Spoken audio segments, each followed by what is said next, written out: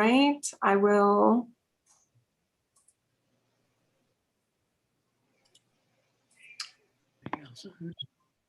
I'm just, Justin, I'll go ahead and keep letting people in as they join the meeting. So I'll take care of that piece and then you can go ahead and run.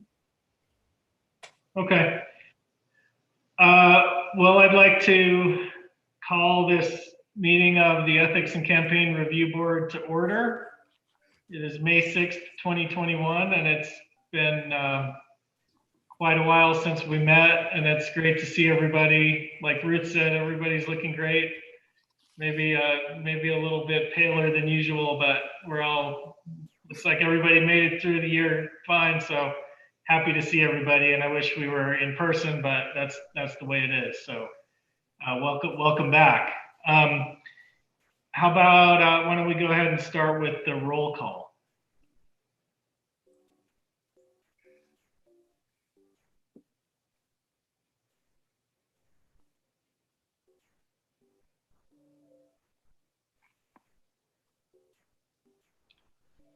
Christine, do we have somebody who can do the roll call?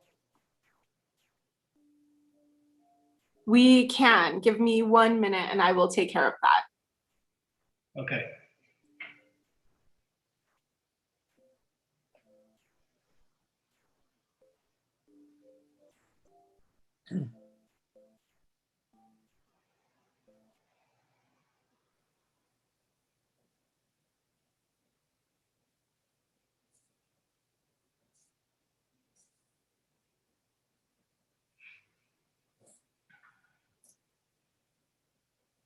All right, sorry about that, Justin. I didn't realize I was doing that.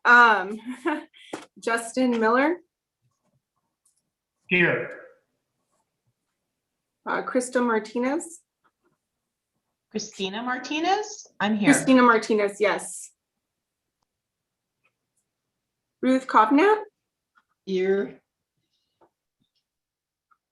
Judith Amler. Here. Tara Lujan. Present. All right. And I have Paul. Oh, Paul, I think I lost you.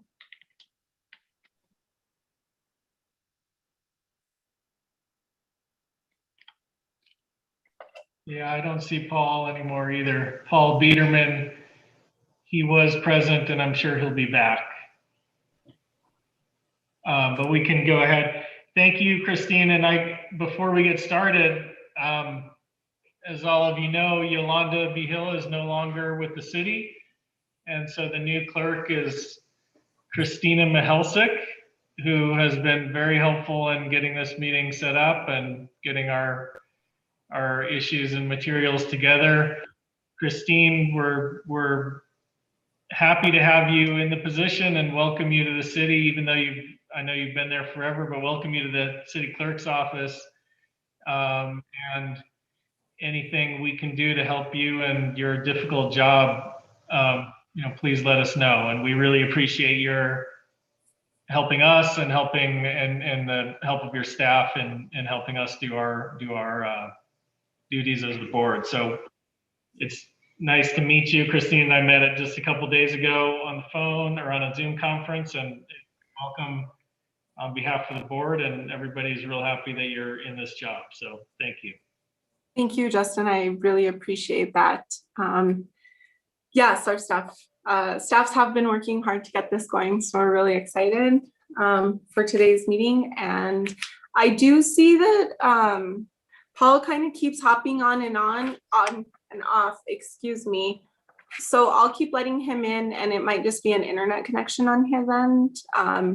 And then I do just want to let everyone know I'll do a roll call vote for any action items. That is while we're in the Zoom world. So just note after, if we have any roll call or as we have roll call items, I will be doing roll call vote. So just to note that. Good, thank you. Yeah, Paul, we'll catch him when he's on, and hopefully he can. There he's in the waiting room again.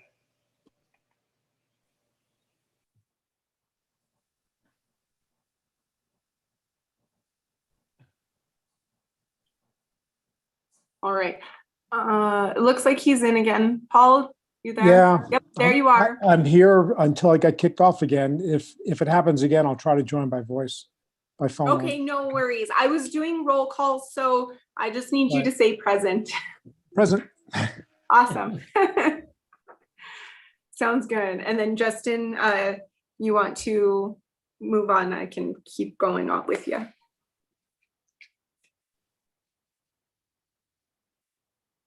Justin, you're on mute. Sorry about that. Paul, we're on item number 3, approval of the agenda. Everyone has received the agenda. Do I have a motion to approve? Move to So moved. approve the agenda. Feature. Moved Oh, so I by had- Ms. Kovnat. Oh, Oh, yep. so moved by Ms. Kovnat, seconded by Mr. Biederman. Can I have a roll call vote? Yes, of course. Christina Martinez. Yes. All right. Ruth Kovnat. Yes. All right. Judith. Yes. Okay. Tara Lujan. Yes. Perfect. Thank you. Paul Peterman. I think Paul, I can just put him as, I'll just jump over that. And Justin? Usually I don't, the chair doesn't Oh, vote. that's right. but- I'm sorry. Used to the governing body. Sorry about that, Justin. Well, on these small matters, when Paul isn't here, we have a quorum without him, so we'll just go ahead and proceed. He can raise an issue if he has something when he gets back on. For all of you, the reason we're doing a roll call vote, just because my understanding is that it stems back to the Attorney General giving some guidance to public entities on how to proceed with open meetings in the time of COVID.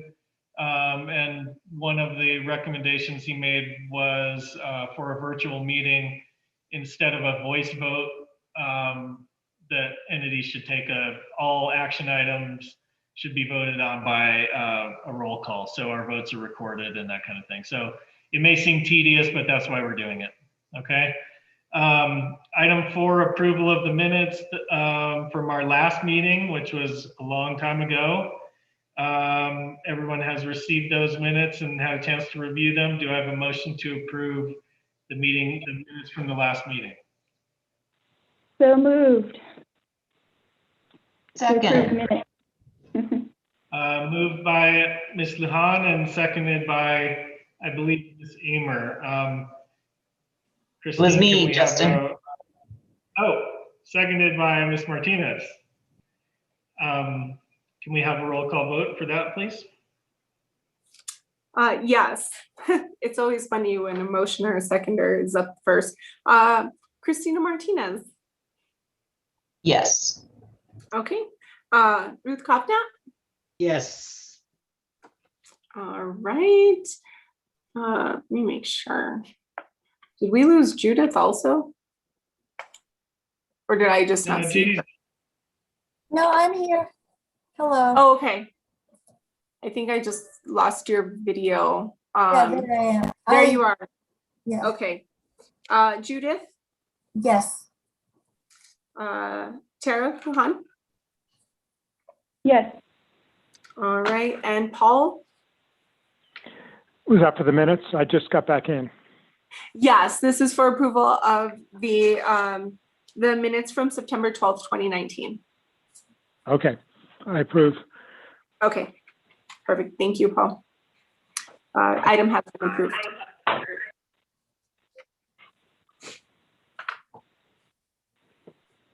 Okay, moving on to item 5 on the agenda. This is new business, and it starts with 5B, but it's really 5A. We are in the midst of an election cycle, with offices, the mayor's office and city councilor offices open. Candidates are starting to run their elections and prepare for running for those seats.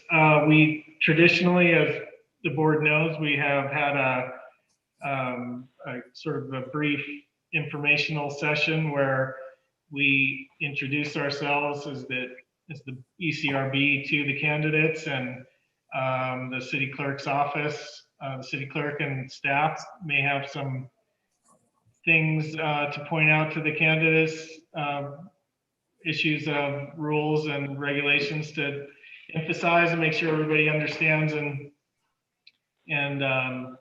is prepared to handle as they go through the course of the election. So that's what we're doing here with item B. And if I see at least a couple of candidates in the audience, and welcome you. And after a few brief comments from me or anyone else on the board who'd like to say anything, and the presentation from the city clerk, candidates are welcome to say hello or address the board or raise any issues or questions that they might have. So just briefly tell you a little bit about this board. This is the Ethics and Campaign Review Board. We are it's a 7-person board. We're 6 people right now. We have 1 vacancy that the city is working to fill. We are charged with enforcing the provisions of the City Ethics Code, the Campaign Code, the Campaign Finance Code. We're in part an advisory body and in part an enforcement body. Ideally, I think it's in everybody's interest that the advisory body part comes first.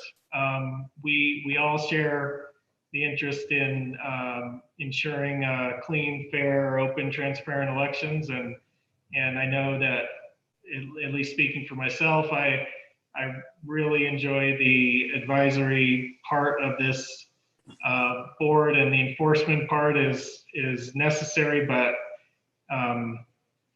hopefully happens as infrequently as possible. We as a board can give advisory opinions regarding whether certain conduct or future conduct would comply with the city ordinances. One of our other key functions is to make recommendations to the governing body regarding the laws that we enforce, the campaign code and the campaign finance code and the code of ethics. So welcome to the candidates. Thank you so much for running for office. It's an incredibly valuable thing and an honorable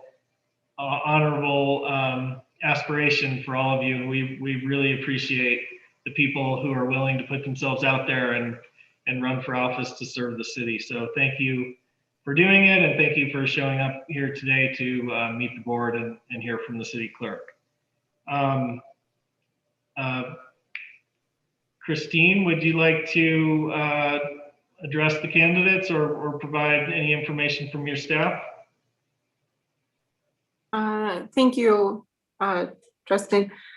Really, I just want to say that we've started handing out candidate packets, and I've been briefing with all the candidates that have come in. We do include in the candidate packet a section about the Ethics and Campaign Review Board, and we have introduced the legislation that is also working its way through specific to the Ethics and Campaign Review Board. We have notified candidates that they could join this meeting by Zoom.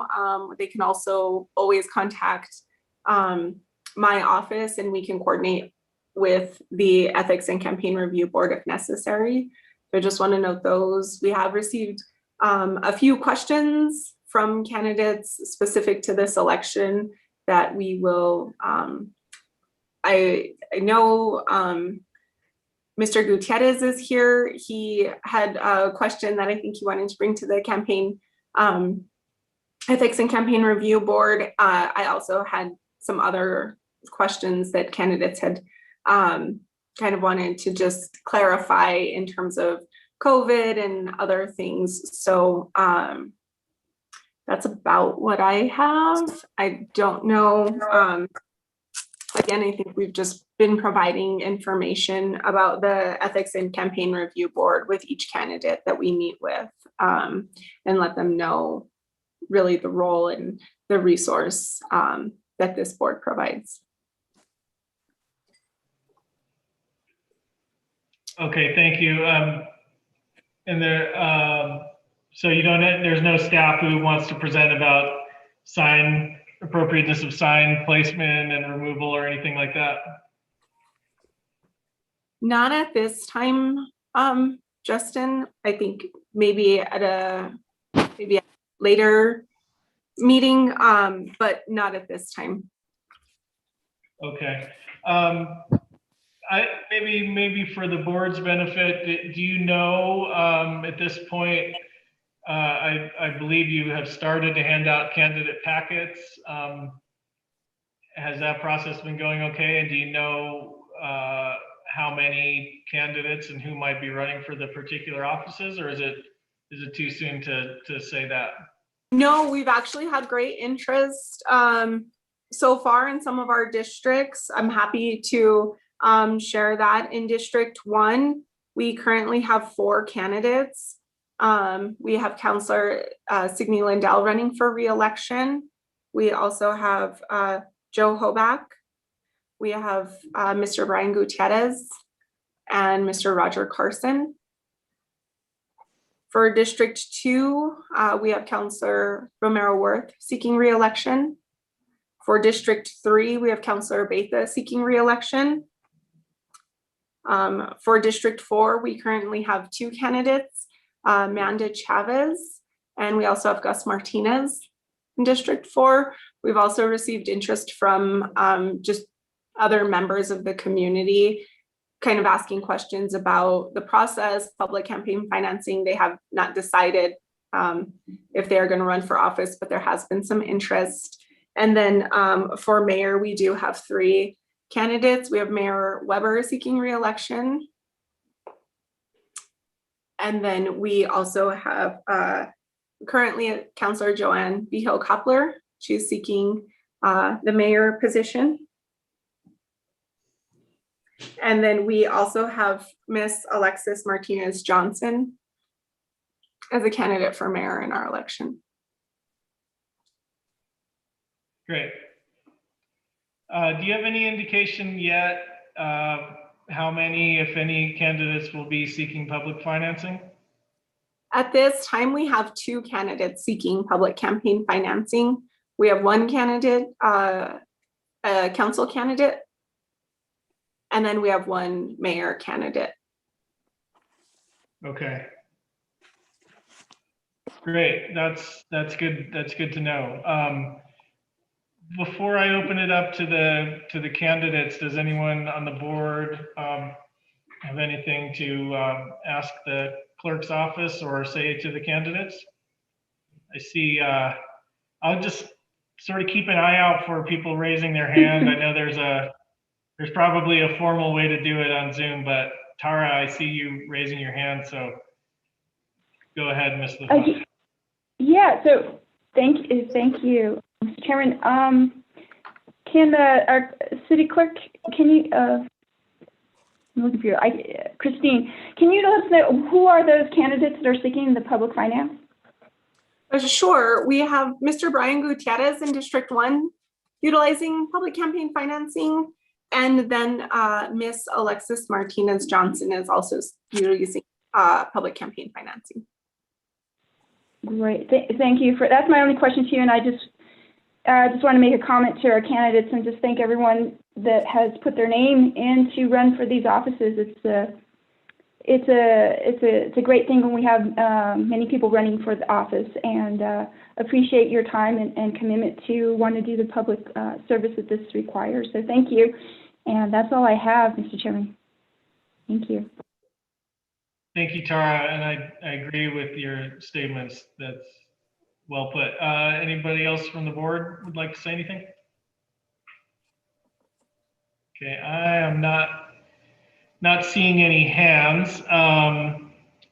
how about anyone in the audience or the candidates? If there are any candidates who'd like to say anything to the board or ask questions, why don't we start with the candidates first? Would anyone like to say anything?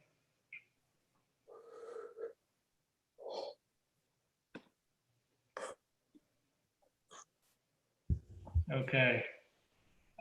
If I happen to miss somebody who does want to say anything, feel free to just speak out.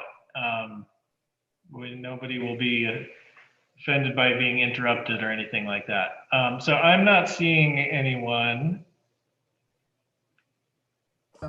Chairman Miller? So, yes. Hi, this is Brian Gutierrez. I do have some questions, but I would like to kind of wait and see if they may be answered in what you guys talk about. And if not, ask them at the end. Would that be okay? That would be fine. I can tell you we're going to move on pretty quickly to the matters of business before the board. So if you do have questions regarding the campaign, now is probably the time to ask. You're welcome to wait until later. But if you have questions, and you know, just to clarify, the board is not necessarily in the position to answer without deliberation and, you know, formal decision-making processes, legal questions or difficult questions about how the election works or what the campaign code or finance campaign code means. But it's helpful for us to hear the questions, and if we can answer them, we will. Or if if a representative from the city who might be, you know, in a better position to answer, if they can answer, they will. But regardless, it's good for us to hear the questions and have them know that there's an issue out there and see if we can get an answer for you one way or the other. So please, if you do have questions, go ahead and we'd be happy to hear them. Thank you. I guess my first question that I don't know is for the board or for Ms. Mihalcik is on signatures. When we're obtaining signatures, I'm, for example, registered as Brian Patrick Gutierrez. How important is it for the signatures to contain the middle name or initial to be counted as valid?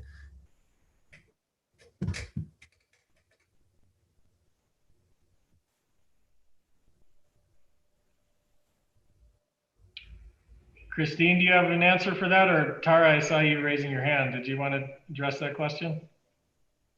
I mean, I will wait for the Madam Clerk, Mr. Chair, if she has an answer. But Mr. Gutierrez, by the election code, state code, it is what your voter registration card has as your registered name is what you should be filed under as on your petition signatures, the way I understand it. Through the state, I've run petition campaigns, and it's actually been an issue and has been taken to court on occasion. So it needs to match, your petition signature information needs to match what your voter registration has as your registered name. Thank you, Tara. Christine, do you have anything to add to that? No, that's exactly what I was going to say. So Tara nailed it. Okay, thank you. Okay, and then just a follow-up question, if I may. I think everybody knows and can agree that with COVID, the way things have changed. I was asking Madam Clerk Mihalcik if we had a fundraiser for seed money. I guess I can give just a example. If we got together somewhere and we fed people for X amount per plate and the restaurant charges Y and there was a difference, is that something that's doable, or is that against code?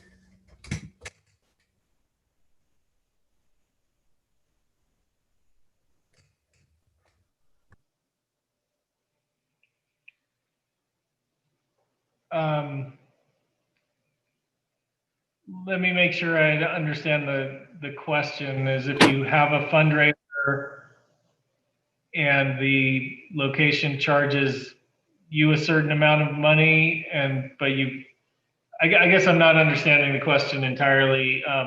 Christine, if you do, I think this is something that came up to you before. If you do understand and have an answer, but I don't know if I understand the situation exactly.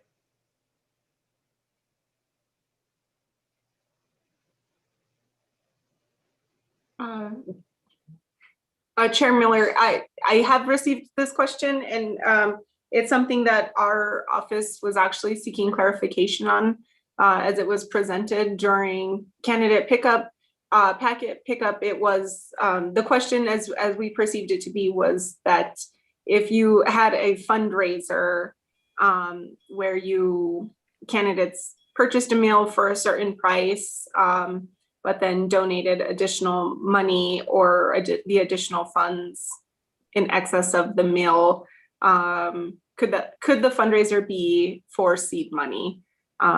So I'm happy to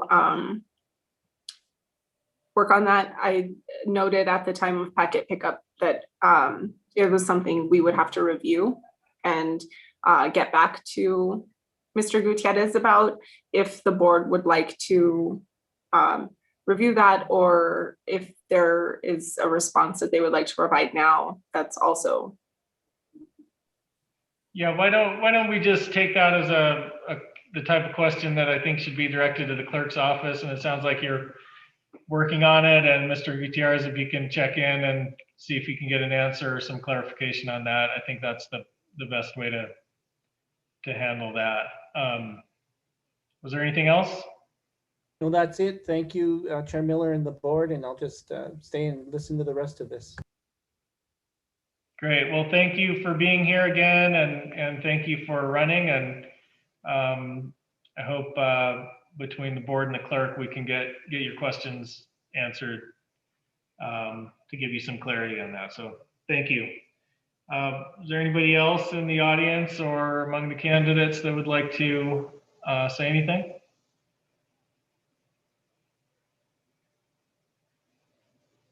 Okay. Well, great. With that, I think that concludes the item 5 of the agenda. So let's move on to 6A. It's a discussion item, review of annual city public official disclosures.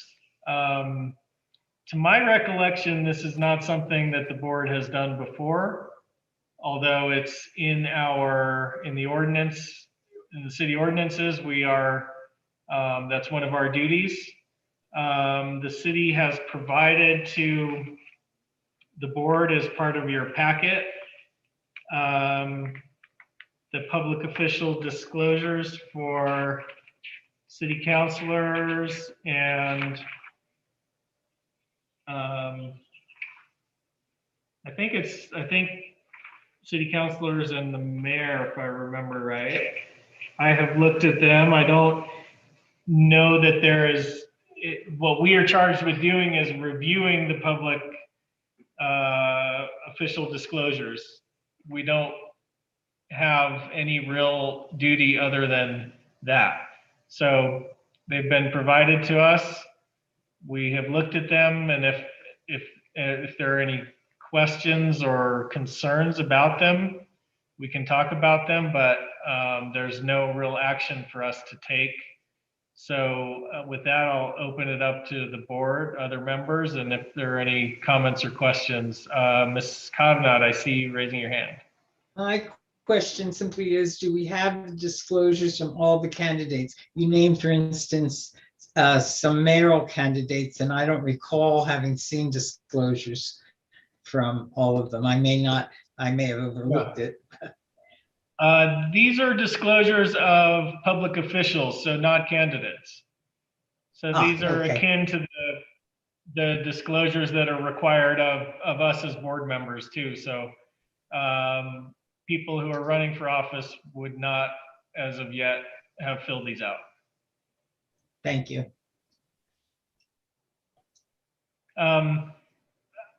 I believe there was one there was one person who had not done their disclosure yet.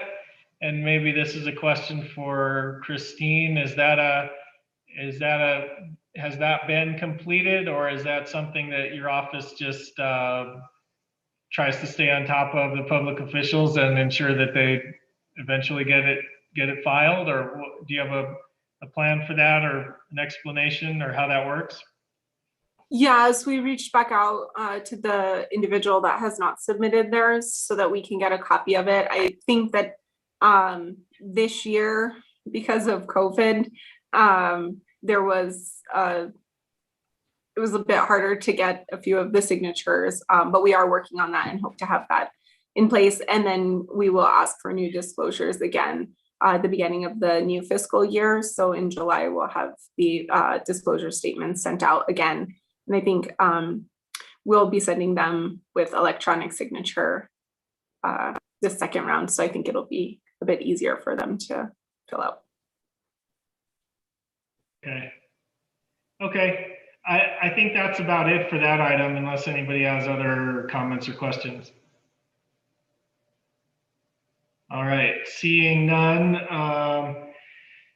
Moving on to item 6B, there is a new legislative proposal to assign to the Ecrb the responsibility for appointing members to the Independent Salary Commission. It was my understanding that it's a proposal that has not yet passed, but it's something that could be coming our way, and maybe someone from the city can provide a bit more of an update to the board on the status of that proposal and what we might expect down the road.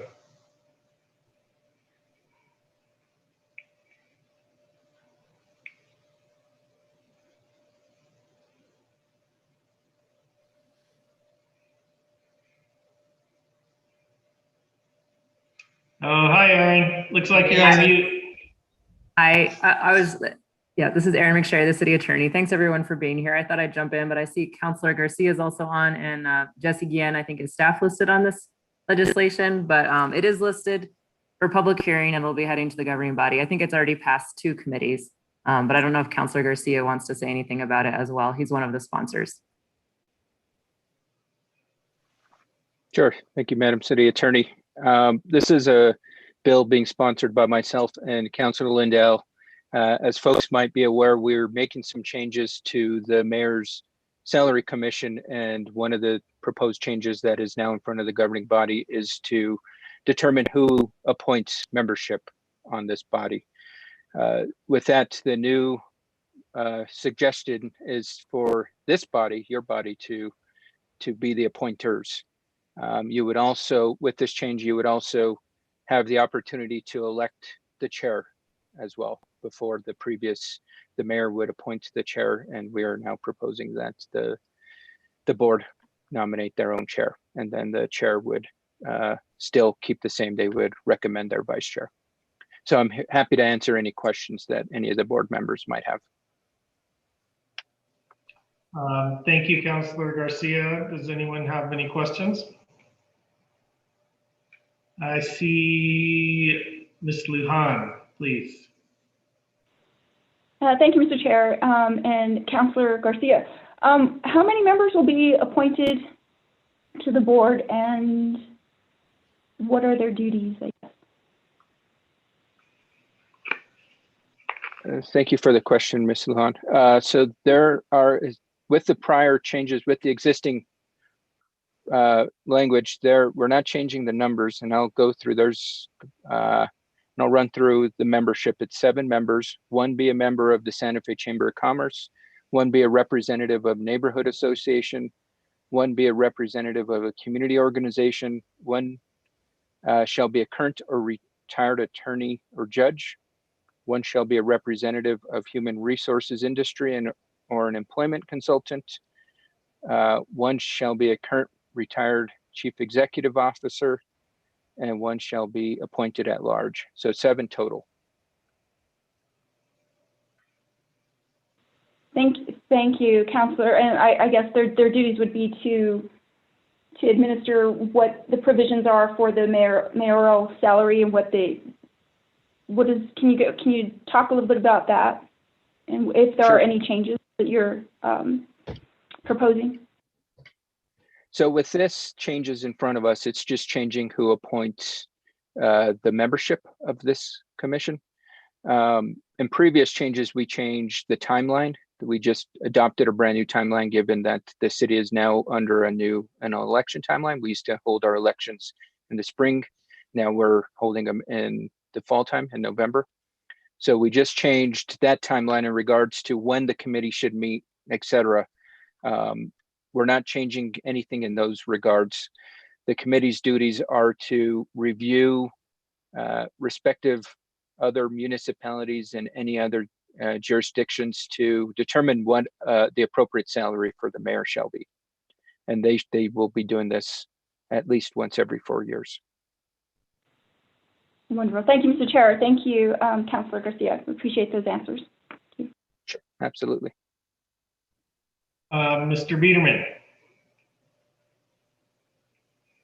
You're on mute, Paul.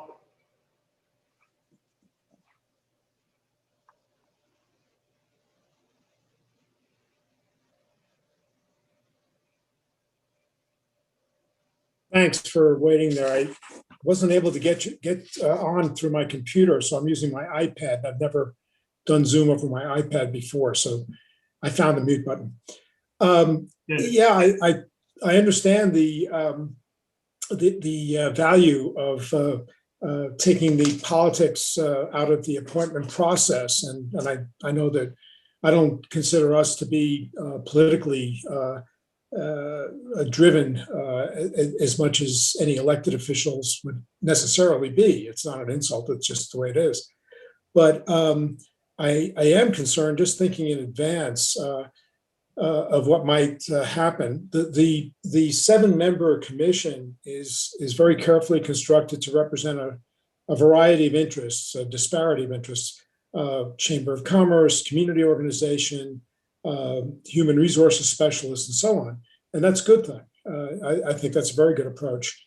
For us to be the appointees, I can see down the road somebody saying, oh, well, you had a board of 5 lawyers out of 6 making that decision as to who would be the objective people to be on the commission. And I'm just wondering if the diversity, the diversity of the value, the variety of persons involved, that expectation doesn't carry over to the people who appoint the commission. So while I understand the value of getting away from the city council as an appointing, and a mayor as an appointing body, because of what might be seen as their self-interest, perhaps by some people, whether fairly or not. It's just the appearance of it that's an issue. I'm not so sure we do a much better job, in the sense that by nature our work is more legalistic. It's more likely to draw lawyers, and we may not be seen as a widespread representation from the community. So it may not solve the problem. But if we get the job, I'm sure we'll do it as fairly and objectively as we can. I think we're objective people, all of us. I believe firmly are, but that may not be the appearance.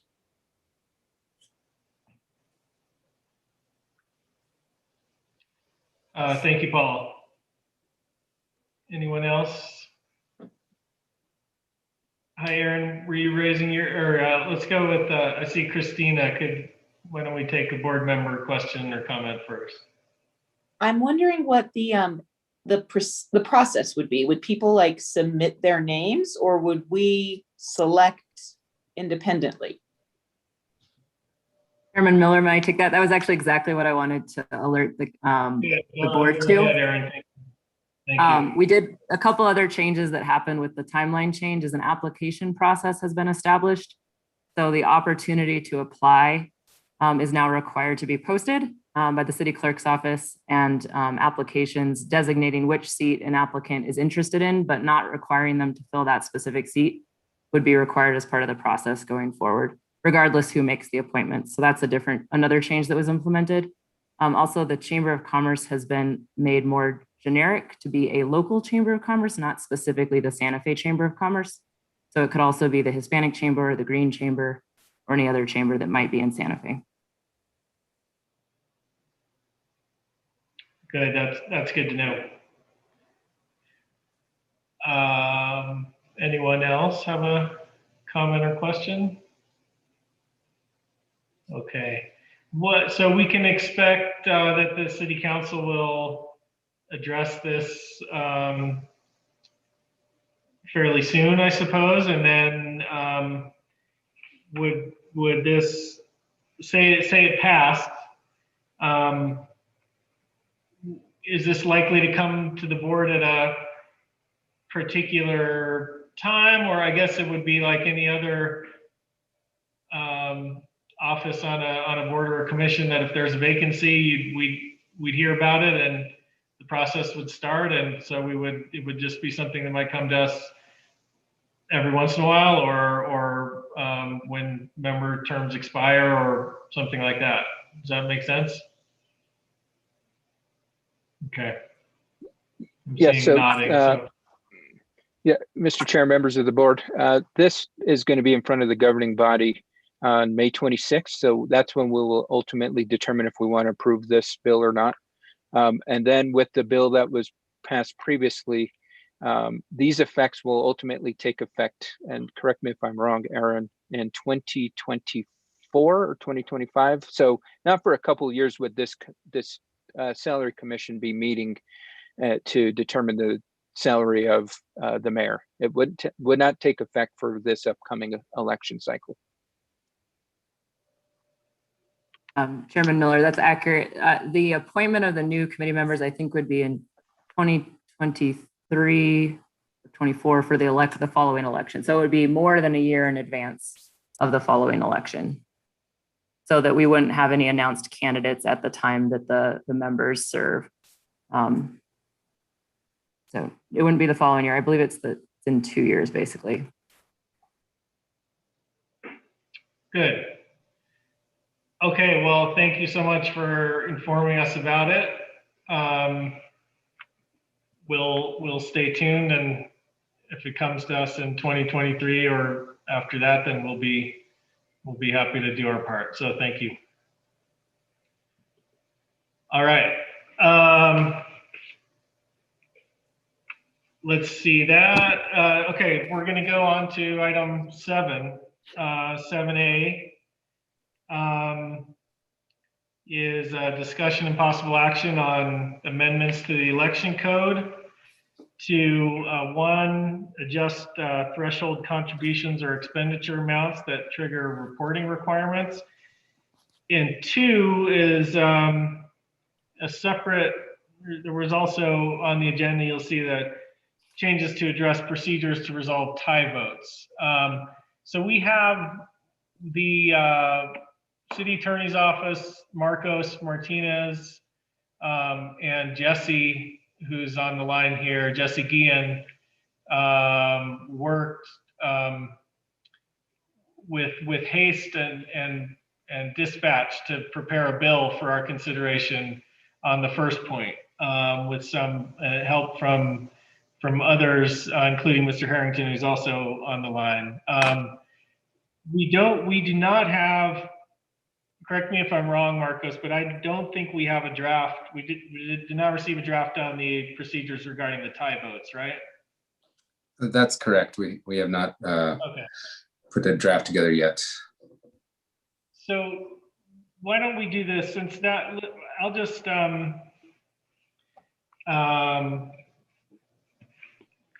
let's talk about the first part of it first, because that's the draft we have before us and the potential action item, and then I will explain what is at issue with the tie votes after we do that, and we'll talk about how to proceed from there. But the first part of item 7A, as the board is very familiar with, has to do with the reporting thresholds for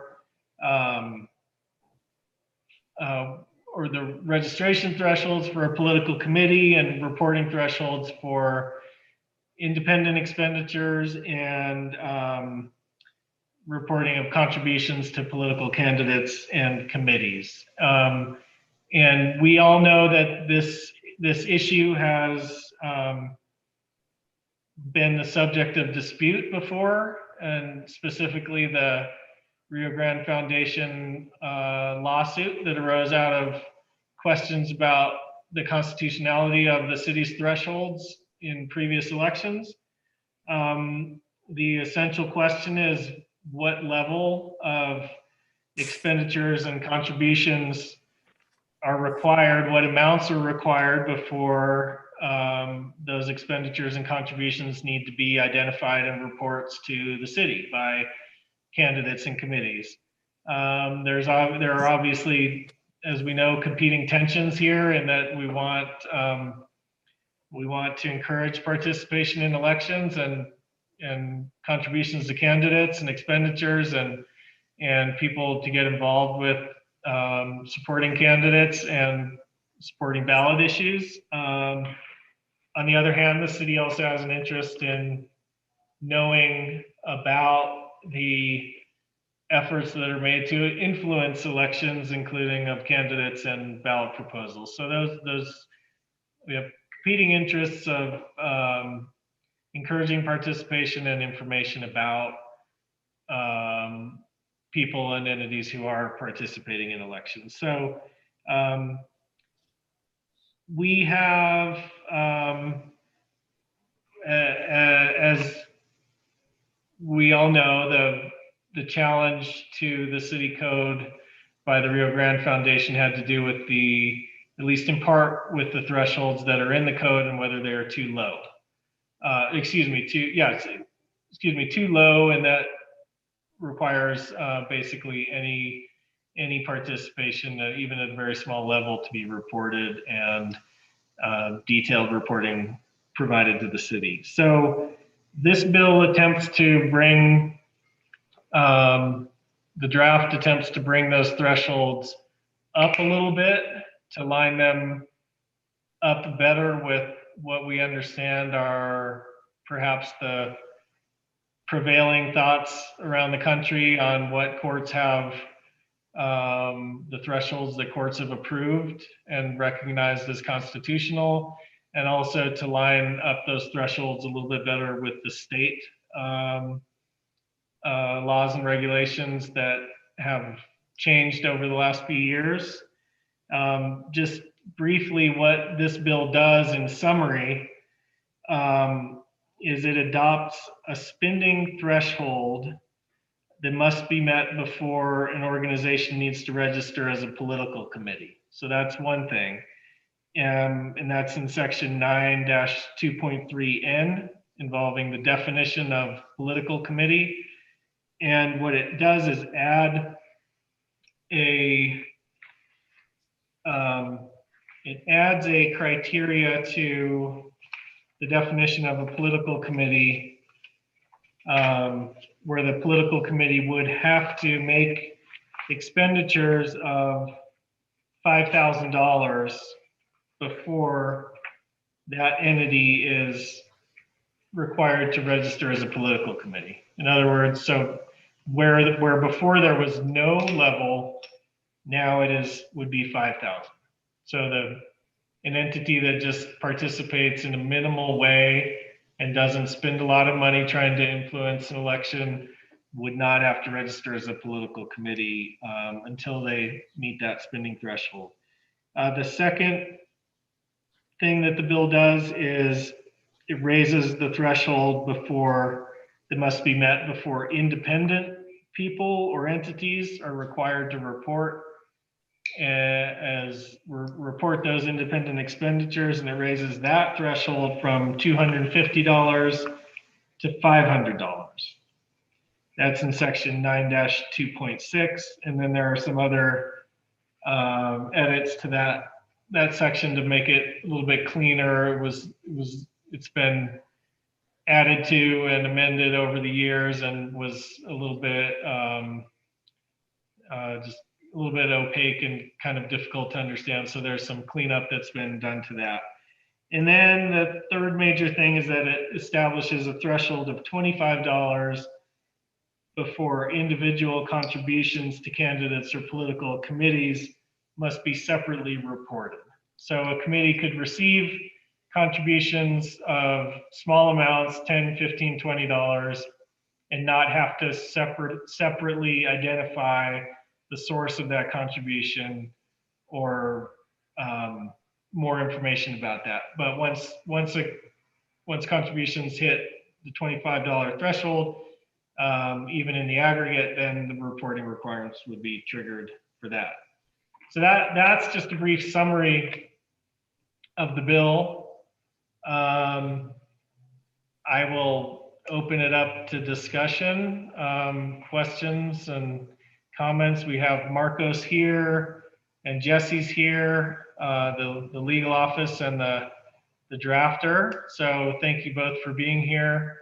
I see Jim Harrington in the audience too. Jim has been following this issue closely and is the inspiration for some of this and the wisdom behind some of it. So with that, I'll just open it up for discussion. Hi, Judy, I see you with your hand up. Yes, hello, Justin and everyone participating. If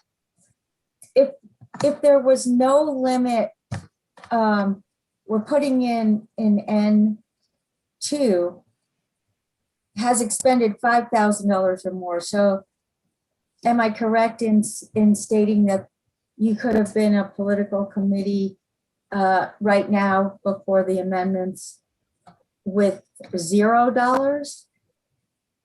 Or was there, what is the limit now? But that being said, $5,000 means that you could spend as an organization $4,500 and not be considered a political committee. To me, that seems like a very high limit for city issues. I mean, maybe I agree that might make sense in a statewide issue, but I remember we had, there was that ballot question about the sodas and Right. I think there was a lot of committees that could have been committees that didn't spend $5,000, so they wouldn't have been captured by this change. Jim. Okay, well, you've hit the nail on the head about the key issue for the board to decide is if we think the levels are appropriate or should go up or down from what's in this draft or what's in the law right now. And maybe I could ask, I see Mr. Harrington waving his hand around and wanting to speak to why these numbers are what they are in the draft and some of the reasoning behind that. Mr. Harrington? Basic thing to understand here is the two different kinds of reporting that are required by 926 on the one hand, and which is for independent spenders who are not political committees, and for political committees. A person has to have as the main purpose influence. There are good examples in the 2017 sugar tax election. Committees that are formed and operate for the principal purpose of influencing an election, like pre-K for Santa Fe, they have to register as political committees when they meet a certain spending threshold. But there may be other spenders like the Rio Grande Foundation, which was not formed for the principal purpose of participating in Santa Fe elections, but it chose to spend money in Santa Fe elections. We had some big organizations in 2008, Common Cause and the Sierra Club spent money in Santa Fe elections, and they're required to report under 926 And 926 merely requires the spender to report what they spend on ads in Santa Fe elections and what donations did they get for the purpose of paying for those ads. On the other hand, if a person is formed for the principal purpose of influencing our elections, they have to register as a political committee and report everything, every dollar they take in for any purpose and everything they spend for any purpose, whether it's, you know, campaign ads or paper clips. So that's a much more burdensome form of reporting. And the courts have indicated, particularly the 10th Circuit in a pair of 2016 cases decided 2 weeks apart, that the spending thresholds for those two different kinds of reporting are very different. If you're only requiring something like 926, you have to tell us about your ads and donations you got to pay for the ads. The 10th Circuit in that case approved a threshold of $1,000 and indicated in response to an argument that the $1,000 was too low because the federal threshold is 10,000. They said, well, no, smaller elections can be influenced by smaller amounts. So the inference you draw from that passage is that if $1,000 is an okay threshold in a statewide election, that one was in Colorado, then 500 or even 250 might be okay in a city election. On the other hand, the court in the other case, and in an earlier case decided in 2011, the court indicated that the threshold for that full bore political committee reporting, where you have to register and report every single thing you do financially, has to be much higher, that you can't impose that kind of burden on small spenders. And the 10th Circuit in particular has said that 2,200 is too low for a city election, and 3,500 is too low for a statewide election. And in general, they've been very hostile to that kind of reporting. So, I'm the one who came up with the 5,000. That's safe, I think. But it's important to understand, and this is in response to something Judy said, that if a person begins spending money on ads in a Santa Fe election, if they have the principal purpose of publishing ads in Santa Fe elections, but they haven't yet spent 5,000, they would still have to report under 926. So let's say they spent $1,000, they would have to give the city the information that's required under 926. What'd you spend it on? What contribution did you get for that purpose? It's when they reach 5. So in other words, we won't know nothing about somebody because they haven't spent 5,000. We'll know all about their ads in Santa Fe and how they paid for them. When you get to 5,000, then we want you to register, and we want to know every single thing about you and what you spent and what you got. So it's different levels of reporting. I thought, I was fearful that might get people confused. We're going to have a ton of spending, $4,500, and we'll have no idea of where it came from. And that wouldn't be the case. You would have, once they get beyond 500, they would have to reveal themselves who they are and what they spent it on, and whether they got any donations for that purpose. So I hope that. What provision? That's helpful. I'm sorry, what provision requires the reporting if you spend 500? That's 926. Okay. And that's the difference between 926 and the political committee sections, which are, I guess, 927 through 9213, is the level of reporting that's required, the information. And for political committees, we want all your information. We want to know every nickel you get and every nickel you pay out. But for other independent spenders like Rio Grande Foundation, which do not have the principal purpose of participating in our elections, the city's constitutionally only entitled to know, what did you spend on ads in our election? Not everything you may have spent for anything, and what contributions did you get for that purpose? Not contributions for anything. So that's the key difference, and the courts have kind of created that difference, that constitutional difference, where primary purpose committees can have a much more burdensome and intrusive level of reporting imposed on them than people who just occasionally, they may have decided to do a couple of ads like Rio Grande. And I imagine. Thank you, Jim. Judy, do you have a follow-up?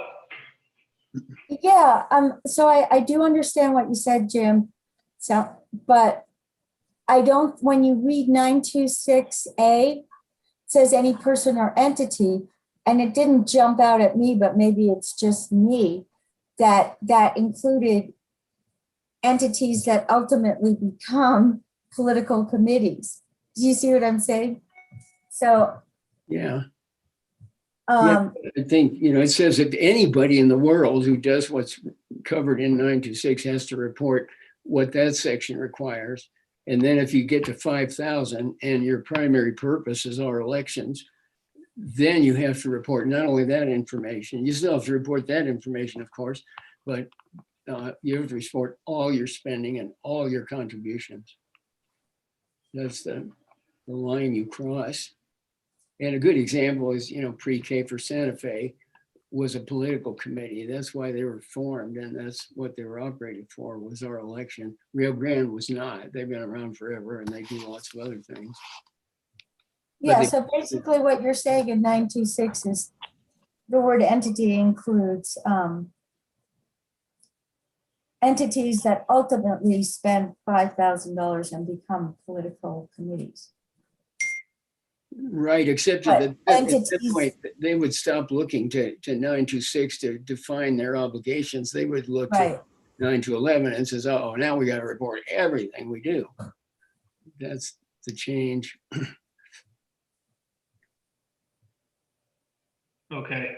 One of the key things that I heard Jim say is that we don't have a real clear statement from the 10th Circuit regarding what thresholds are acceptable constitutionally or not. What the 10th Circuit has said is that for political committees, $2,200 is too low for city elections, local elections, and $3,500 is too low for state elections, but we don't have a statement saying $5,000 is fine either way, or anything like that. So we're still, operating a little with some uncertainty there. But these levels are reached with some, educated understanding of what's acceptable in other places in the country. One thing, hang on just a second, Jim, but one thing I think the board might find helpful is to hear about what the state election code and regulations say about these levels. Marcos, maybe you can tell us a little bit about that. Thank you, Mr. Chair. I would just point out that the state's threshold for political committees is also $5,000. That's going to apply to statewide elections and non-statewide elections. Non-statewide elections not being necessarily the one subject to the Local Election Act, municipal elections. I'm hearing an echo. And then with respect to independent expenditures, the Secretary of State has also promulgated some administrative code regulations, and they have two thresholds for statewide and non-statewide office as well. And their non-statewide office threshold is $1,000. So it's a slightly higher threshold for reporting on independent expenditures. They have the same threshold for political committee. And I stand for any other questions.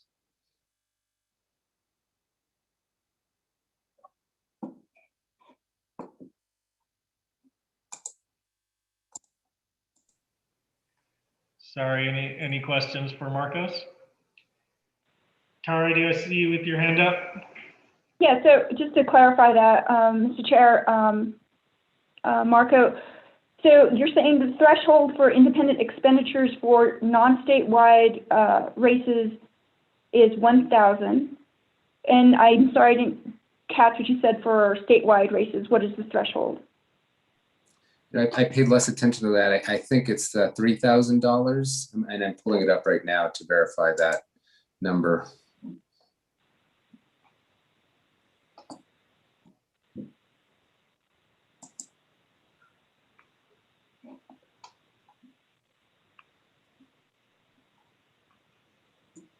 So, I'm sorry. No, please. I'll let you pull that up and then ask my question. Let's see. Jim, do you know what the statewide level is? Mr. Harrington, there? I'm looking here. Mr. Chair, Mr. Harrison, you're on mute, sir.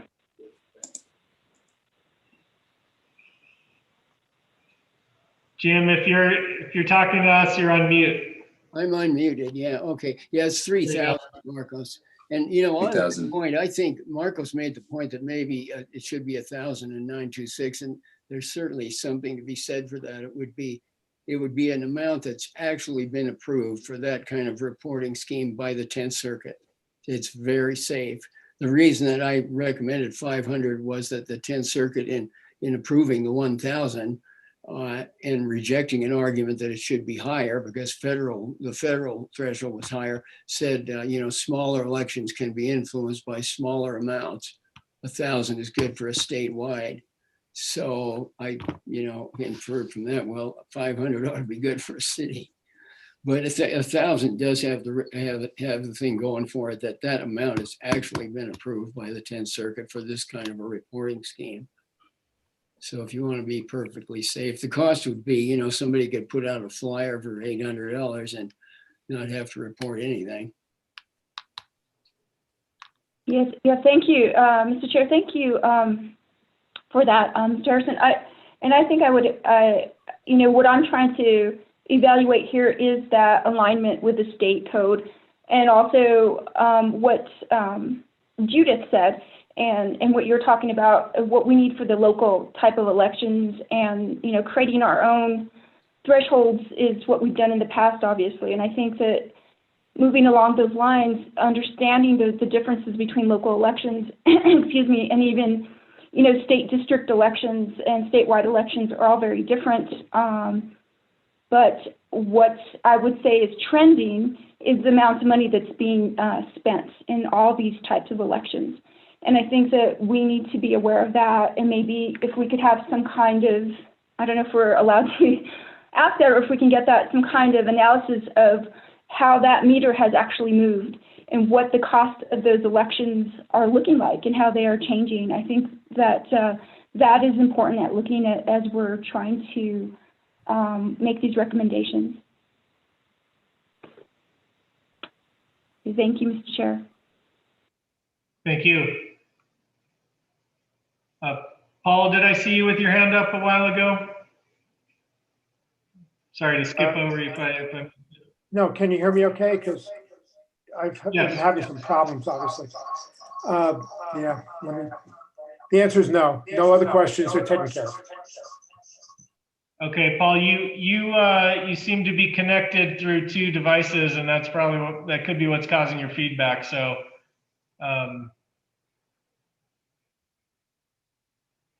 you want to try again, or are you good?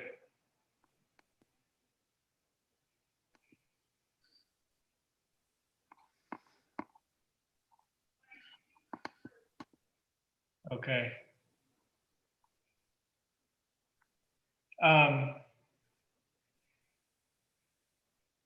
Let's see, any other thoughts or comments?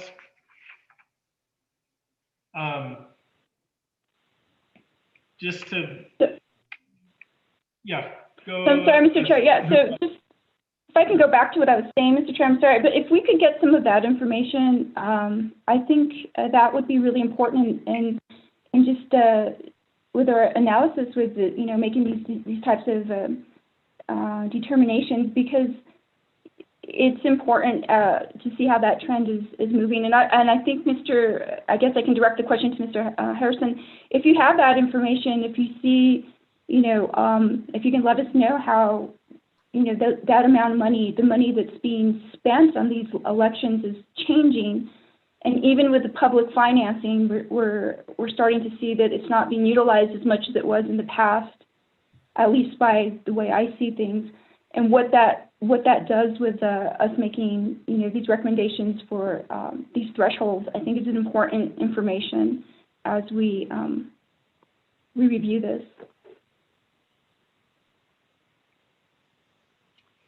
Okay, since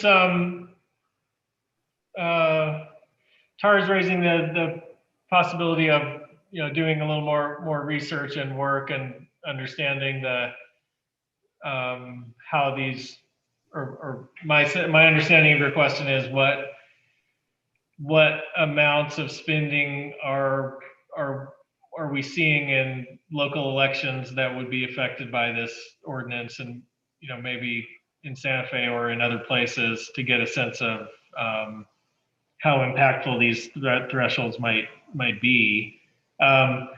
Just speaking, looking a little bit to the practical nature of why we're here today and what we might do or not do today. This is something that's been on the board's radar for a while. We have a draft from the city that we could vote on today. But if the board feels like you need more time or more information before making that decision, we don't have to vote on it today. So I'm sensing from Tara the interest in having a little more information. And other things to consider are that we are in the midst of an election cycle. I think we could vote on this proposal and recommend it to the city council.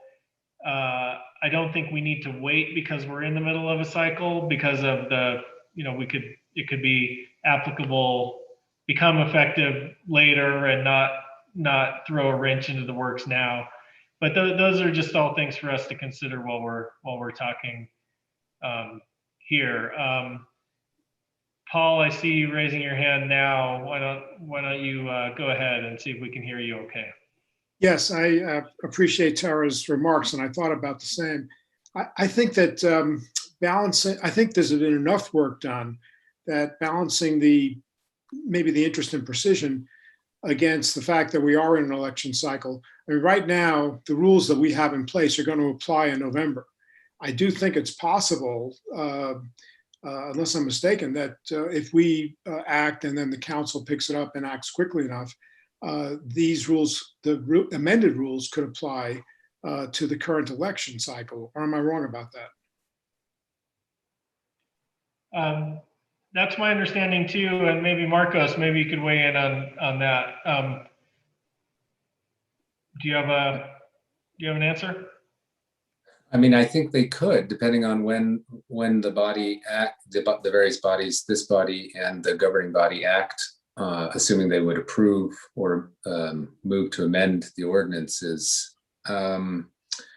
And that's a little bit of concern. I think it's probably a manageable concern. And so maybe one thing that this board could consider is whether it would make sense to make any kind of recommendation on these amendments to be effective after the election or not, because the candidates are out there, as we know, some of them are here. That may mean that independent expenditures are out there and happening as well. I guess the risk is less if we're increasing the threshold on independently sponsored campaign communication reporting thresholds. I did want to flag, though, the other outstanding issue is that the appeal is still pending. And so it is possible that the 10th Circuit could say that $250 is too low. And there could be some guidance in that opinion as well that could help us know what the proper threshold should be. Alternatively, they could uphold the threshold, and then we would know that double that or 4 times that would be presumably permissible as well. So those are just some considerations that I'm weighing in the back of my mind. Yeah, and I'll add one consideration to that, which I think is implicated by what people have said already, is that if the board feels like these thresholds are on the low side and subject to challenge and could pose a problem for the city in this election cycle, then there is, in my mind, that's reason to act now and say we want to raise them to head off any restriction of speech that they might impose on people participating in the election. So another twist. Let's see. I see Judy, please. Yes, Justin and members of the committee and members of the public. My question is, when is this going before the governing body? Do we have more time to gather more information, or like Tara was saying, or is it going within the next month and we wouldn't be able to reconvene? I mean, I think that's an important piece to know about. And then I'm curious what other cities in the 10th Circuit about the size of Santa Fe have as limits. I mean, it wouldn't make sense, obviously, to compare perhaps the limits that are set here to Albuquerque's limits, but it could make sense to look at Boulder or other cities' limits that are more of a similar size. Yeah, I'll address the first question first. This bill is not going to the governing body yet, and it won't go unless we recommend it or unless somebody independently picked it up, if a city councilor was interested in it. But this is before the board to consider and decide whether or not we want to make the recommendation to the city council. So it's not there yet. That said, there is time to consider other facts and other information. But if we delay or don't act, then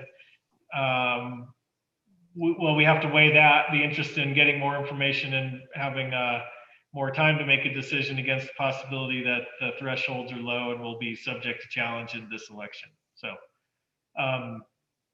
the second part of that, other comparable cities, if we have that kind of information, I don't have it. Perhaps Jim or Marcos have something to say about that. Yeah, I think I've got Albuquerque's right over here. It's something like 200 or 250 for political committee reporting. Albuquerque's independent spending reporting requirements are almost entirely unconstitutional and haven't been able to be changed because they put everything in their charter and can't amend the charter without everything being verbatim on the ballot. It's a bad situation down there. I don't know what the Board of Ethics and Campaign Practices is doing, or the city attorney, about enforcement on independent spending. But what the law says is not constitutional and wouldn't be a good guide to anything. I think the risk in waiting on this is the possibility of a lawsuit. I mean, Rio Grande would love to concoct something, to make up for their so far loss. The $0 reporting for political committees has been obviously unconstitutional for a long time. It's a sitting duck. Now, I guess the city attorney's office and the board could take care of that problem by announcing, that if it came out, we're not going to enforce the law against the kind of low spending political committee, but it would probably be neater to actually amend the ordinance to clarify exactly what is the level. And on the question of trying to do this in the middle of an election, if the board were acting on something affecting qualifying contributions for public financing or nominating petitions, those processes are underway now. But the first relevant dates for reporting are 40 days for most candidates, and then publicly financed candidates who are looking to get matching payments can voluntarily report 57 days before the election. So we're talking, mid-September before even voluntary reports are due. And the proposed amendments would actually reduce the scope of reporting. So they're not going to add any record. Nobody will have been blindsided by not keeping the right records and so on if these changes were to be made, say, in late August. So I think there's plenty of time. If you wanted to launch a study of all the other cities, that's another matter.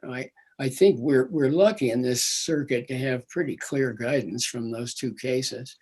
And I don't know if you want me to, where the 5,000 came from was the other case that was decided in 2016 that held that 3,500 was too low in a statewide election. And what the background of that was, after the district court had struck down the 3,500 threshold as too low, the Secretary of State in Colorado said, okay, 5,000, we'll have a rulemaking.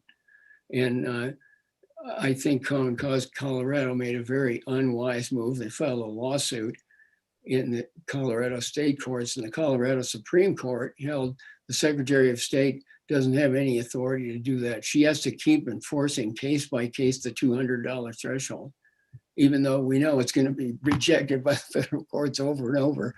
So the 10th Circuit, in its opinion, in that second case, lamented the holding of the Colorado Supreme Court and said it would have been nice to have a rule. And so it was my guess, looking at that probably that 5,000 would have survived judicial scrutiny if the Colorado Supreme Court had allowed it to take effect. And that's where the 5,000 comes from. Yeah. Yes, Paul. Let me just add that one thing we haven't thought about is that if we do propose this number, which the numbers that are in the rule, which seem pretty sound, and it turns out that the 10th Circuit says otherwise, there's still time, if for the city attorney to notify the council that, well, it sounded good what the Ethics and Campaign Review Board recommended, but that turns out to have been rejected by the 10th Circuit, so you need to change it. So they can amend it while it's in the process in the council. I'd rather see that than not start at all and basically condemn even the possibility of getting it done in time for this election cycle. So I just wanted to put that. I have one more little thing on that, on the timing of the 10th Circuit. I had a correspondence with Tara Malloy, who argued the case for the city in the 10th Circuit. And she and I both think that the 10th Circuit panel, which otherwise might have ruled by now, may be waiting for the Supreme Court to decide the Americans for Prosperity case out of California, which is not directly relevant. It has to do with whether the California AG can require 501c3s to give their donor information in confidence to the California Attorney General. But the concern may be that this will be the first time that we've seen all the new justices comment on the value of disclosure in general. And so the 10th Circuit panel in the Santa Fe case may be waiting to see what they say. And that opinion is expected in June, in the Americans for Prosperity. So, but anyway, yeah, Paul's right. If suddenly they pull a rug out from under us, and I don't think they will, but in July, you could change the numbers while it's in the council. Yeah. Okay. That's helpful too, Jim. Thanks.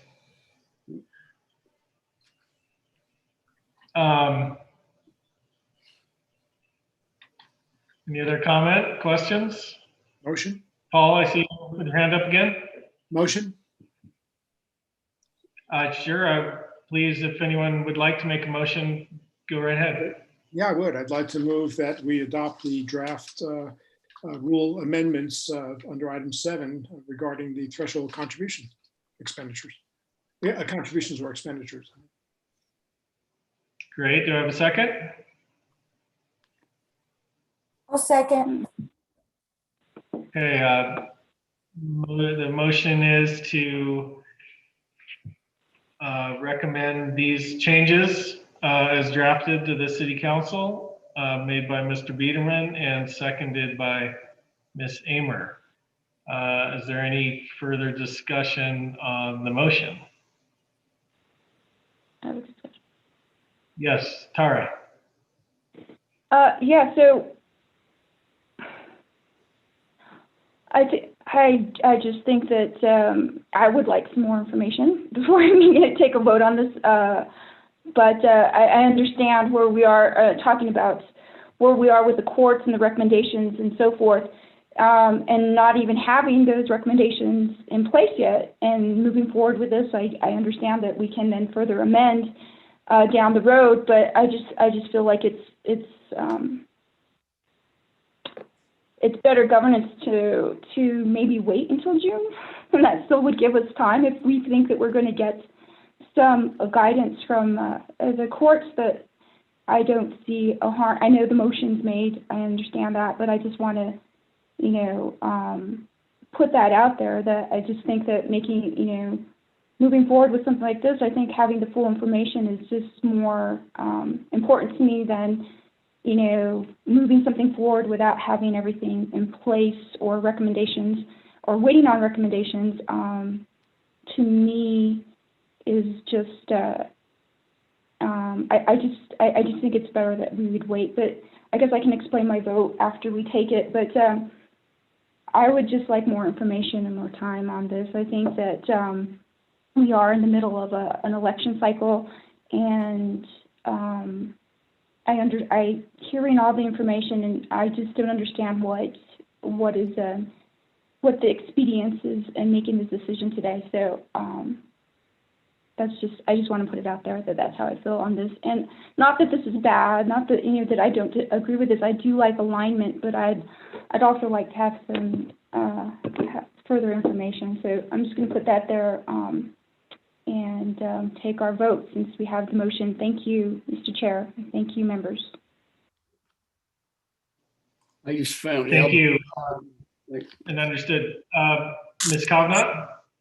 Well, I support the motion because I think that Mr. Harrison has made a pretty convincing argument that our current ordinance is subject to serious constitutional challenge, and recognizing that changes should be made, and these are reasonable changes, and putting that before the governing body at this time is timely. The governing body can work on it, and if we get further guidance from the 10th Circuit in the meantime, that would be useful. But I think our role is to recognize the vulnerability of our current ordinance and move on the change to the council.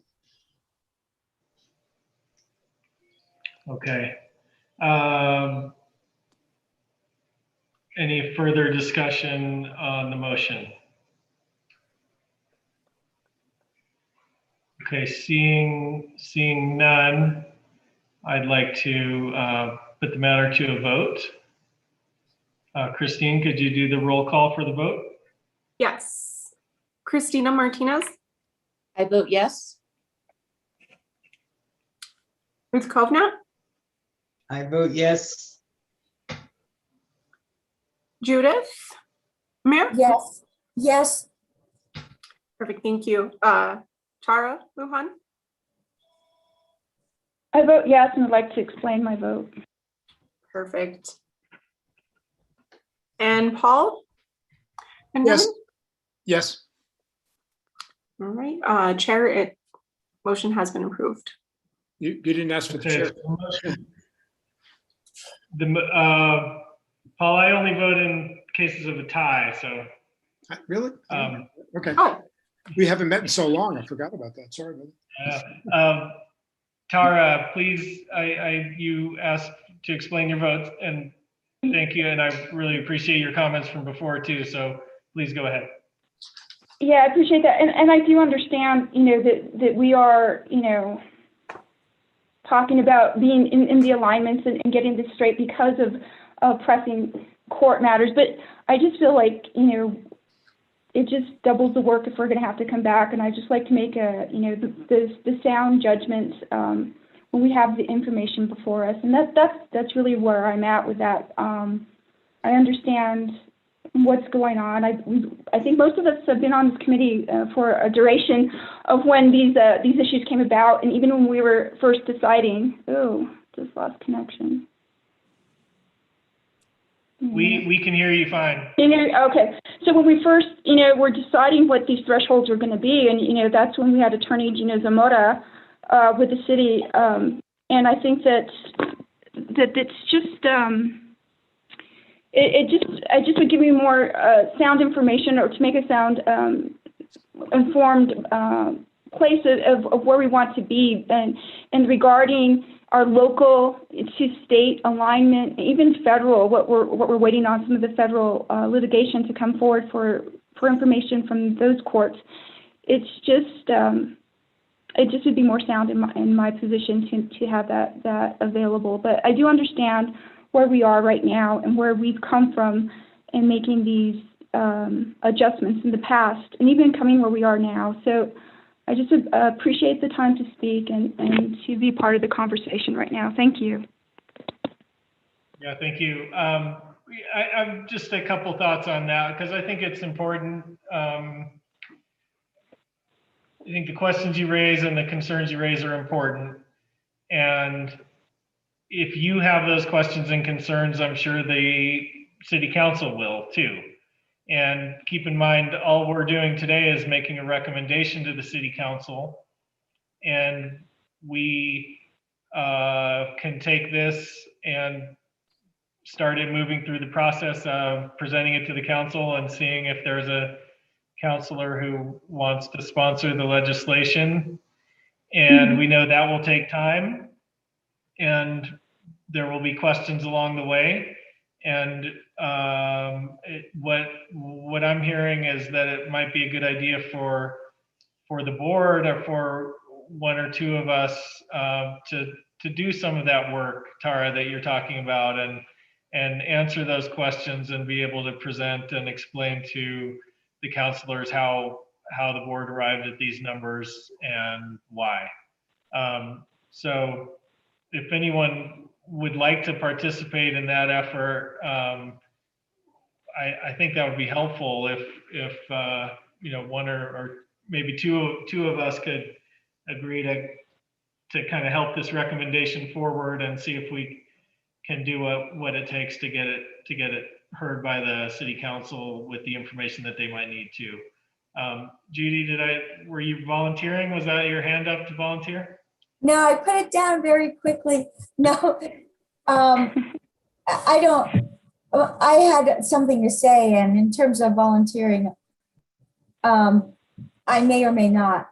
But that being said, I agree with what you said, Justin, in the sense that if we're having certain questions, I think the governing body will have the same questions. They will want to know, it's my opinion, they will want to know what other cities our size have as limits. And so I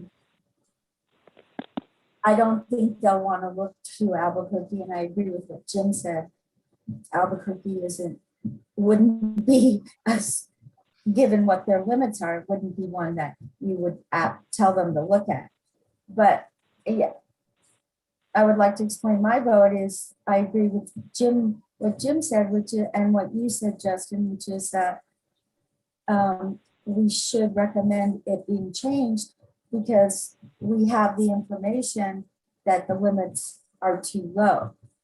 As to whether the limits here are exactly right, they certainly are cautious. And what we really don't know is if they're too cautious. And that's why finding out what other cities do might be helpful and might be good information to provide to the governing body. Thank you for that.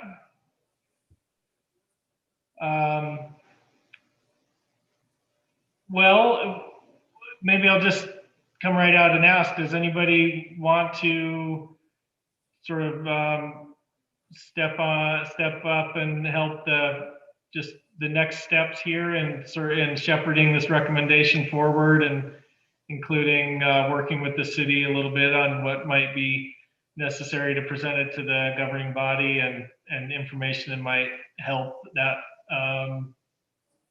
their evaluation of it. Would anyone like to do that?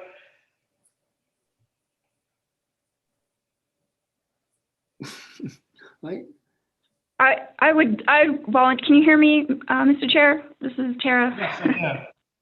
Yeah, I can. Good. I'll volunteer to help with that endeavor, and in turn get more information myself as we're moving forward with this. Great, thank you, Tara. I appreciate it. All right. Well, Tara, maybe we can get you some help on that. I'm certainly willing to help, and I know we can work with the city attorney's office and Jim to try to flesh some of these issues out. So, okay, I think that's it for this item, unless anyone has any final thoughts. Okay, seeing none, moving on. As I mentioned when we started talking about this, the second part of this agenda item was a discussion of a possible amendment to reconcile a conflict between the city ordinance and the state election rules promulgated by the Secretary of State regarding how to resolve a tie vote in the ranked choice voting process.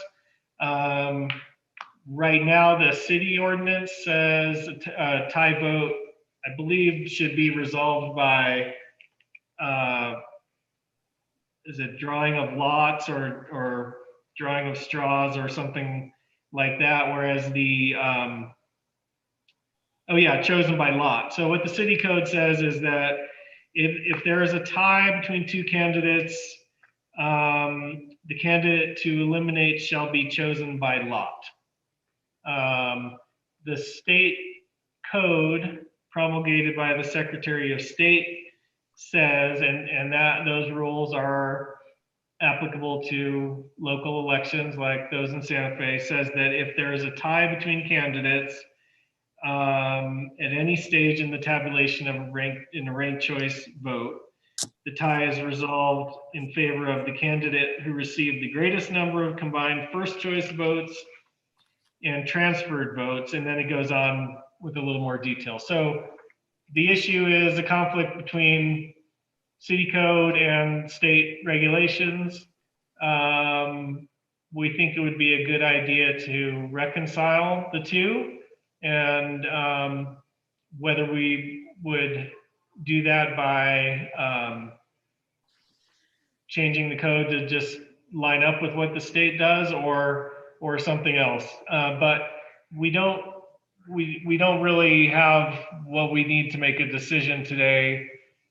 So we can take that up at the next meeting and do a little bit of work in between time to have a proposal before the board. But with that, if there's any discussion or comment, we could talk about it now, or we can pick it up later.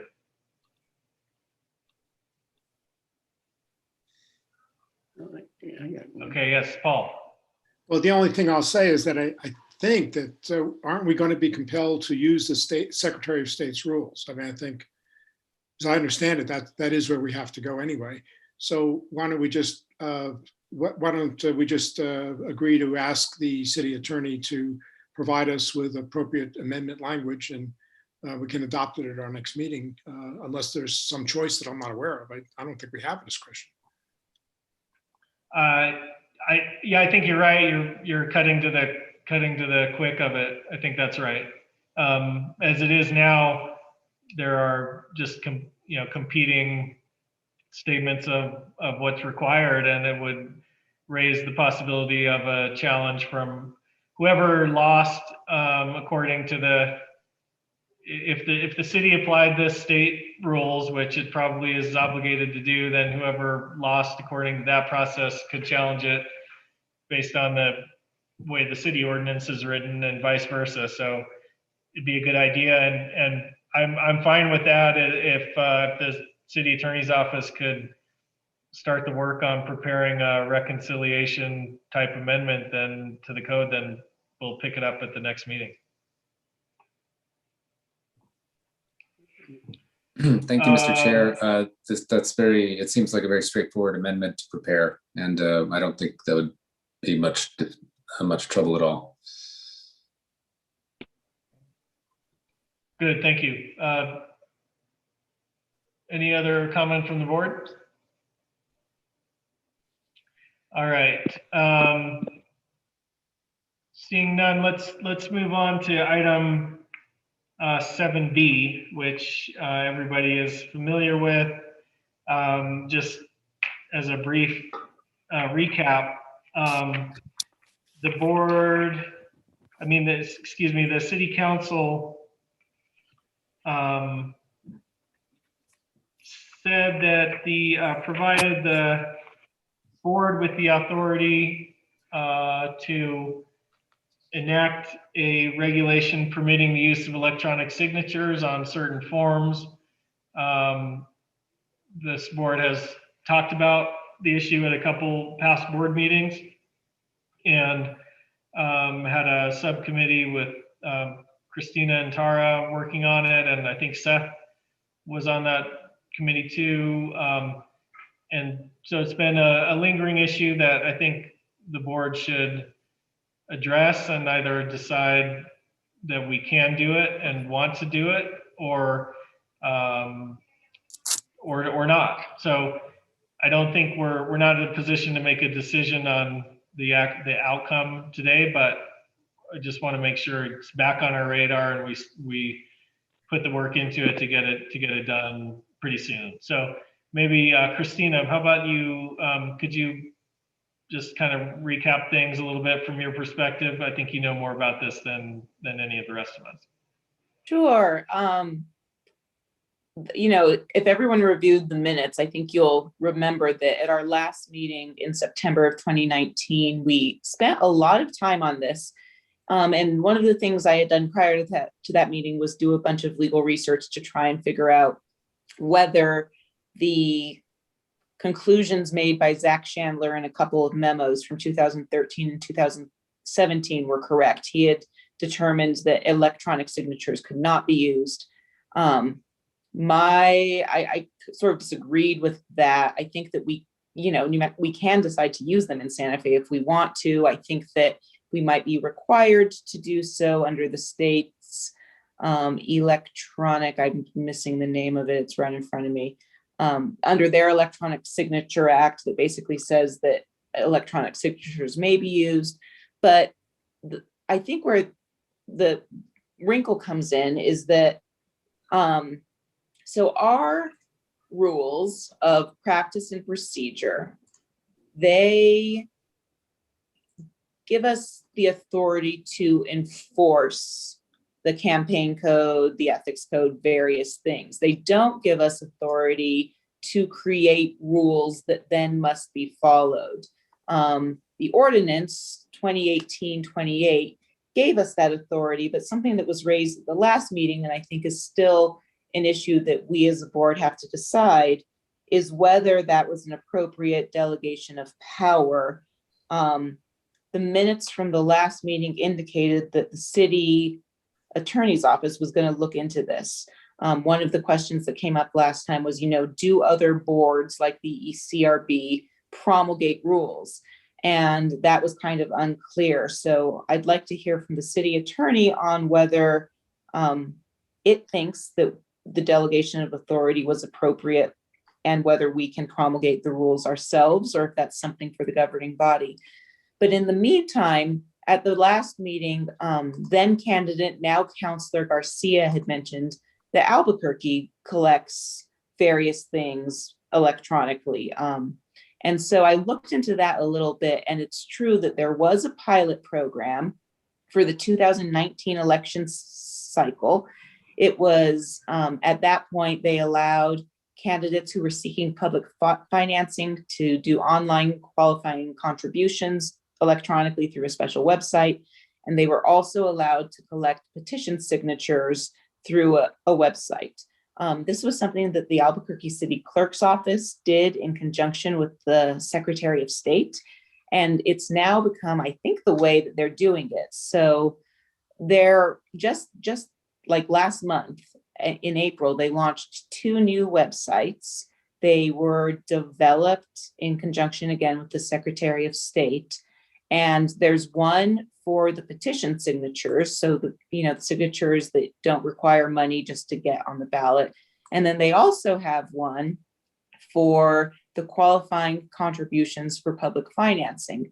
And I went and looked at the websites. I wasn't able to click all the way through because you have to state that you're a registered voter in Albuquerque. But, they give various disclosures about, if you, for instance, I'm looking at the website right now, to donate to a candidate with the $5 contribution, you have to be registered to vote in that candidate's district. You have to use your own personal funds. You cannot have been promised anything in return for the donation. You must be given the donation of your own free will. And then you have to fill out all of your stuff to show that your registration is indeed in that candidate's district. And so it seems like this is definitely something we could do. I heard Christine say earlier that, the city seems to be open to this. But it does seem to me like it's something that maybe is in the city's court, not necessarily the ECRB's court.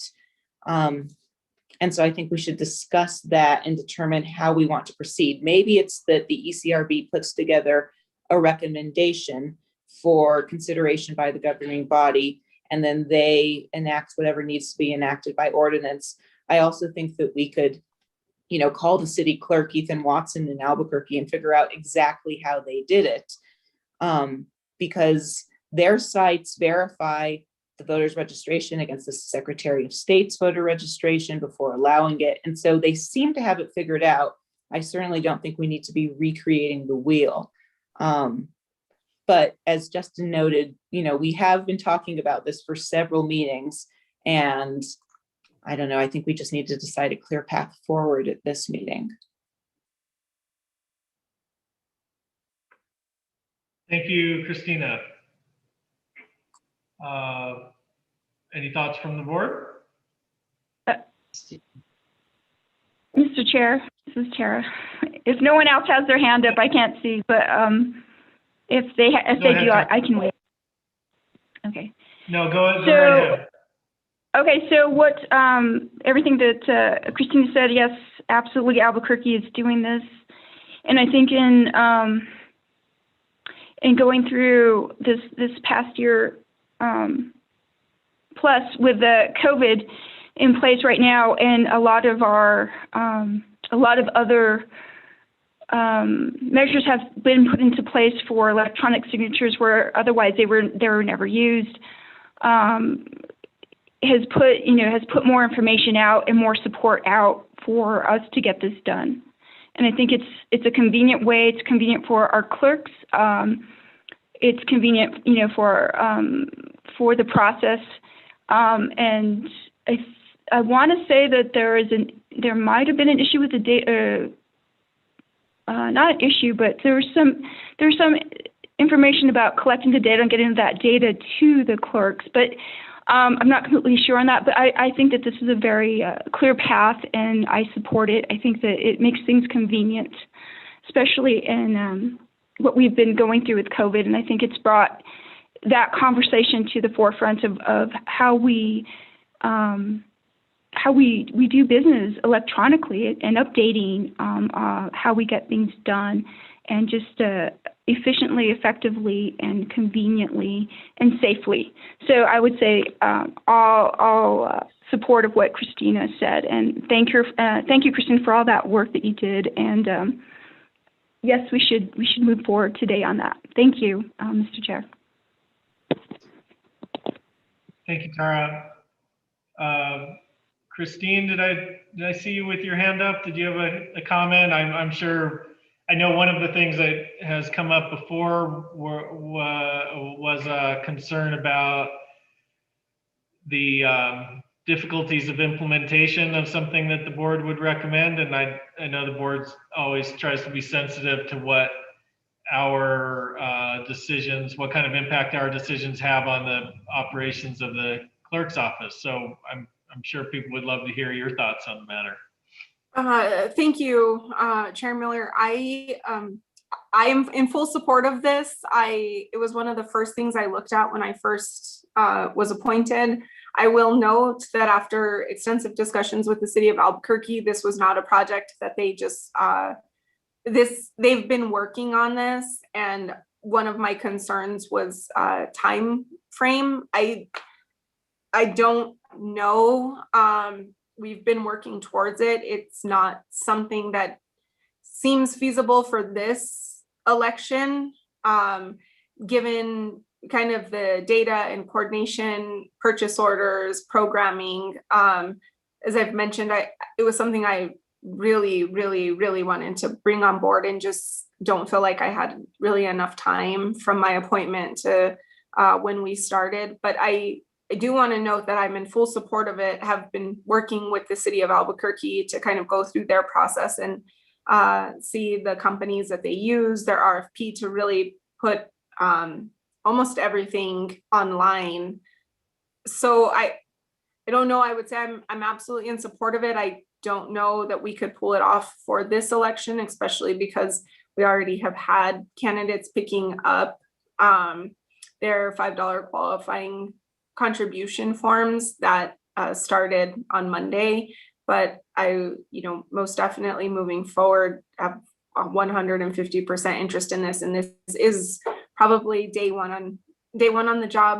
The very first phone call I made was to the city of Albuquerque to see if it was something we could implement before our election season started. And unfortunately, it was just a really short turnaround time from my appointment to the first day. Yes, Christina, sorry. No, I don't mean to interrupt you. Please finish, and then I have a question. Yeah, no, go ahead.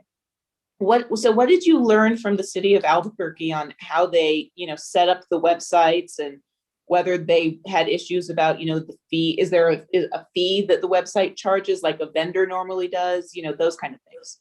Yeah, all the things. So they actually went with a vendor that has been doing this across the country. So it was apparent that I would have to do like an RFP or a sole source for this. But that you actually raise a great point, because even outside of having an official city website, those questions have come up even just now. Like, can I use Venmo to collect my $5 contribution? Can I use PayPal? Can I offset the fee? Or, like Venmo actually doesn't charge a fee. So what does that look like?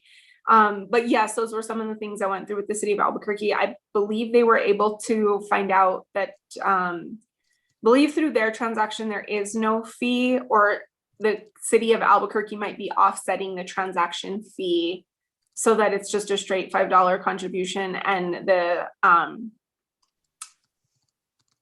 that fee isn't passed on. I'd have to double check my notes, but I'm almost certain that's kind of what took place. But we are getting similar questions now as individuals are coming in about using things like Venmo and PayPal, and also mail in, if people are able to, mail in a check with their $5 contribution form. So I think there's a lot of interest. I really wish I would have had a few more months, because I think we probably could have worked on some other ideas, and especially during COVID. But I guess, Justin, that's about, or I'm sorry, Chair Miller, where I'm at on that. I think it would be hard to implement for this election. I've certainly been trying, and it would absolutely be something that I'm working towards for the next election, if that makes sense. Great. Thank you. Thank you both. Well, it's good to hear the enthusiasm for it, Christine. That's good to hear. And I sense, my sense is that even in the last year, a lot has changed in terms of the need or the utility of allowing for this kind of electronic signatures, given what we've been going through with the pandemic, and people aren't all that receptive to strangers knocking on the door and trying to collect money for campaigns, and also people are a lot more comfortable with using technology and electronic transmissions for this kind of thing. So I think it's probably right that at this stage of the election, it's not something that can be put into place immediately, especially given the administrative tasks that would be involved. But it does seem like we can move forward with coming up with a concrete proposal for next time. I guess that's what I would like to see, if we think we can. A concrete proposal, and including, I guess, with that proposal being guided by the city attorney's office with respect to the questions about what the proper role is for this board in something like this, and should we do it by rule as the city council indicated we could, or does that raise other questions that maybe that's not the best way to go? Or even if it was the board's, it may just be the board's preference to say we prefer not to write a rule, but we prefer to do it by ordinance and make a recommendation to the city council. So does that sound like a way forward? Is that concrete enough for you, Christina, to work towards having a concrete proposal like that to discuss at our next meeting? Yeah, I think so. Okay, good. I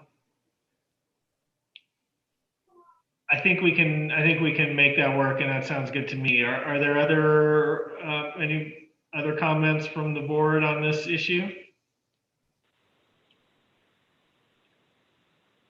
Okay. I'm not seeing any, and like I said, I don't think we have anything to vote on, so let's we can conclude that item, which takes us to item 8. Those are our real substantive issues today. So the rest of the agenda, there's item 8 is matters from staff. Are there any matters from the staff?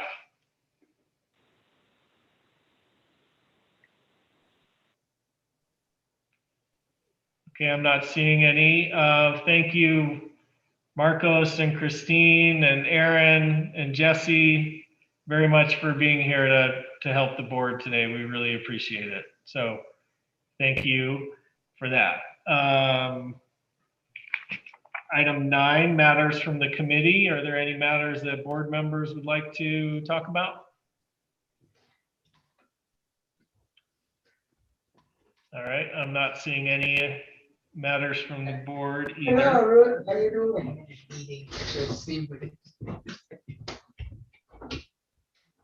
Item 10 is public comment.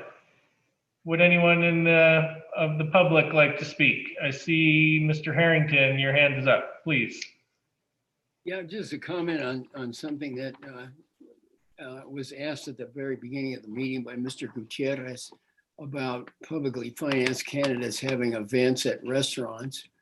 And that's a very complicated question that came up on 2 occasions in the 2014 campaign and almost produced a complaint to the board involving an event at Bishop's Lodge. And anyway, I talked to a bunch of people on it and had some thoughts on it at the time. And so if anybody wants to find out my recollection of that, and others may have their own recollection, but it is actually a very difficult question that might at some point be, the subject of an advisory opinion or some kind of rules from the board. And the most difficult question is, how do you handle the restaurant's donation of the space publicly financed candidates are not supposed to take any donations. So that's, I don't know if you want to have me say anything more about it now or just hold it for a future discussion, or maybe I could talk to Marcos about it, or I don't know how the chair wants to deal with that, but that is a difficult question that he raised. And it's probably something on which it would be good to give the board some guidance before, somebody holds an event and somebody else files a complaint saying they shouldn't be disqualified from public finance because they got this contribution. And I think it could be headed off with some kind of advisory opinion about how you handle those things and what circumstances. Okay. Well, I agree. It's complicated, and I think right now the questions are coming to the clerk's office and the city attorney's office. So if there is a role for the board to weigh in, then let us know, and we'll try to do that. All right. Any other public comment? Okay. I'm not seeing any. Matters from the chair. I don't have any matters. So then item 12, next meeting, we will try to schedule another meeting soon because we have important issues. And I think it's important to keep the momentum that we have from this meeting. I really appreciate everybody getting on and being so involved, and I think we can keep that energy going forward. So I'll work with the city to get a meeting scheduled before too long, so we don't wait so long in between. So the last item is adjournment. Do I have a motion to adjourn? So moved, Mr. Chair. Okay, a motion from Ms. Lujan and a second from, surely we have a second. Oh, Ms. Kovnat, good, we have a second. I suppose we need a roll call even for a motion to adjourn, or is that seems? Yeah, we could do a roll call to adjourn. Christina Martinez. I agree to adjourn. Perfect. Ruth Kovnat. Yes. Judith.